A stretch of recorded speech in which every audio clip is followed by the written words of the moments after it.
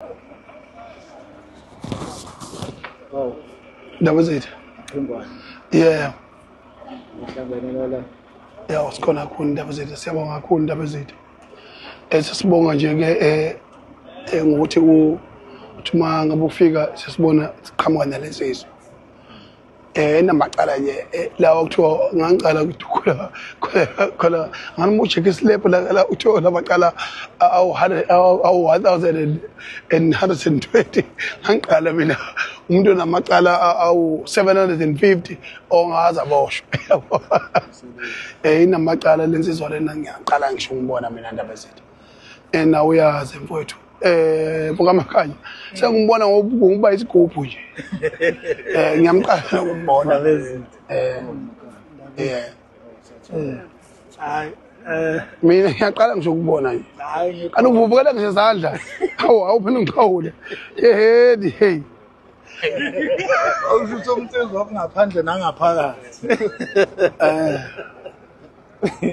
Mawami uyini wami ngicabanga ukuthi ufuze mina hey hayi mina abantu bashoja bese ngingasaphiki ke mina ngoba phela icingwane la kwethu ngeke ngiphike makuthiwa ngifana necingwane awufani mawuganiwe enhlobo nje ngingakugani wena ngoba uthayise kalula nje oy baselimbawula hayi ngizokala nami Sangene namhlanje. Inkosi ngifundisa indlela eqondile manje ngizogana. Yeah. Cha kodwa indaba ezitha ngifuna uqamanga Mancinza kuyangithusa nje lokho nje ngifuna uqamanga. Usehlule sonke. Usehlule sonke nje ngokuhlobongela eqamanqamnqeshe indlela enza ngayo.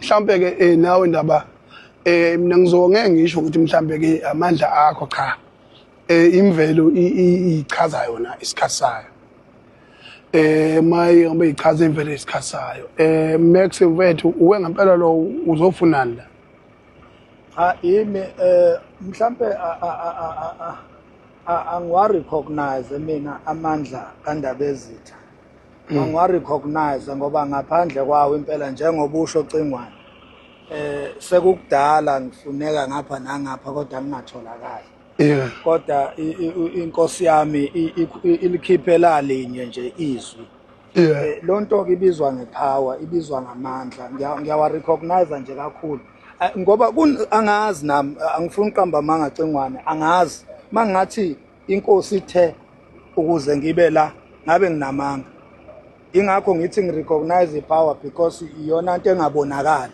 kodwa kwazi ukwenza izinto ezibonakalayo Siyabonga kakhulu lokho kwenzile kubudoda ukukhula futhi awonile futhi usazoxekwa ngendlela uxekwa ngayo njengoba sonke sixekwa ngendlela sixekwa ngayo kodwa kubalekile ukuthi sibheke kwimvelo sibheke kwiqiniso sibheke ekutheni masihlonipha isilo sahlonipha unyazi sahlonipha uMancinza ngoba njengamanje izwe lizoqala kwabusha nawe ke ingxenye yokuqala kwezwe kabusha uyingxenye yokuhlonishwa nokuqala kwabukhosi kabusha osonile wayihlonza akasabalela cala okusalele manje ngicela ukubona uguqe phambili konyazi nesilo samamandla wonke lokho kuyokhombisa ukuthi mawunile emhlabeni uyathethelelwa mntaka baba mina uyobe ungihloniphile lokho njengoba isiqalo sikuMancinza mase ngaya esilweni siyonyazini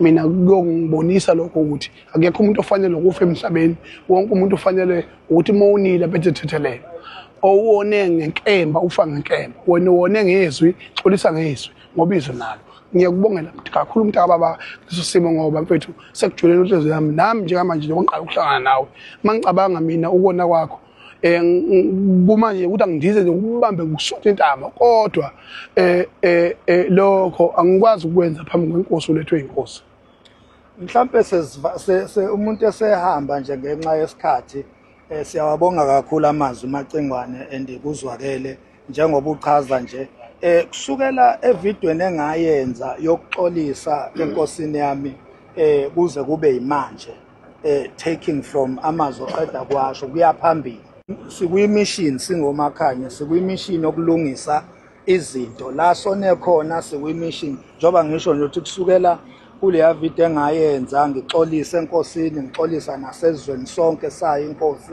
kuze kube manje njengoba ugcizelela nje kuyaphambili siyalungisa ngokugayidwe kwake ngoba mina anginabazali umzali wami inkosi nani Macingwane njengabantu vele abalidayo kwi-society so nizongiguide ukuthi izinto zikwazi ukulunga ngendlela yakho siye phambili.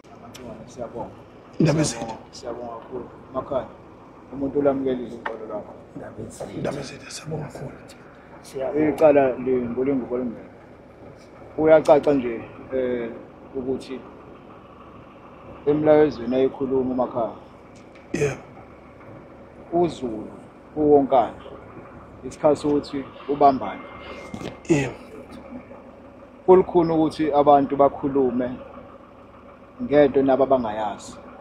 Angimthwesanga kakhulu mina amacala emakhaya. Ngoba nawo bengazi ukuthi kushuthi ubala umuntu ekhulunywa ngaye. Nesimo ukuthi besimbaza. Kodwa uyabona ukuthi iyona into ebishiwo inalo iqiniso. Ububona futhi ukuthi konke ekukhulunywa ngakho akukhona. Ngokukhula sase siyabona ukuthi akuyena uMakhanya khona abasemva kwakhe uMakhanya. Isifiso sethu ukuthi uMakhanya uyinsizwa unezingane. Sifisa ukuthi kube khona ushintsho empilweni zabantu bakithi bebonkana. Ingakho thina siphusha ubumbano nokunite kakhulu ngoba kuma sibambisene ngeke singenwe abantu kalula. Uma sibambisene izwe leli lokhokho bethu ingampela uMakhanya unama-viewers Macingwane amaningi njengawo. Kubalulekile ukuphuma kuMakhanya kube into eyakhayo nezokwakha isizwe ngoba umhlaba wethu usulapho ususekuthini akwakhiwe isizwe. Yebo khona kungadlalwa kwenziwe konke lokho okukhona impilo iqhubeka impilo njengapho kodwa kubalulekile ukuthi akuvuka isizwe sokhokho asenze isiqinisekiso ukuthi masibambisana khona la esiyakhona phambili. Yilokho mina engifisa ukuthi sikwenze.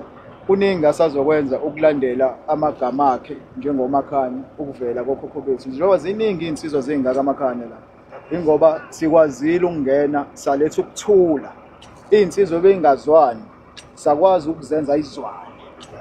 Sase sibuka ukuthi abantu bakithi bayaqhathwa kufanele bafe kufanele babulalane. Baningi abanye abangakholwa ukuthi uMakhanya mhlambe njobe la baze ngeke ngibone nje omunye ethi leyo ndoda isiyokuthuma uphuthu. Angjalo Macingwane.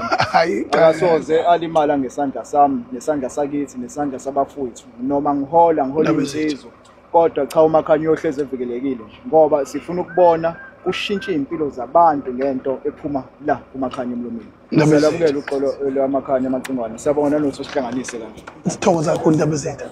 Siyathokoza kakhulu Ndabezitha. Bese abantu bekhuluma udoti ke bethi uzola uhloniphe, uzola ukwazi ukuhlonipha umuntu one wazi waphindelela wazona waya ungena emaxhibeni. Kodwa ukwazi ukuhlonipha. Lokho kwenziwe inkosi yesizwe Mancinza Zondi eBhambatha naso sonke isizwe zakwaZulu. Unqande umfula ongenise wazi wahlula ngisho abasondezeli belembe nabasondezeli bendlulamithi kodwa wawunqanda lo mfula.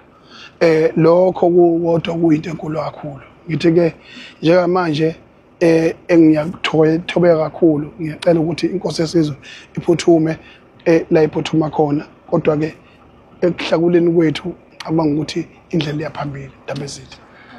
Angayishaya ukuthi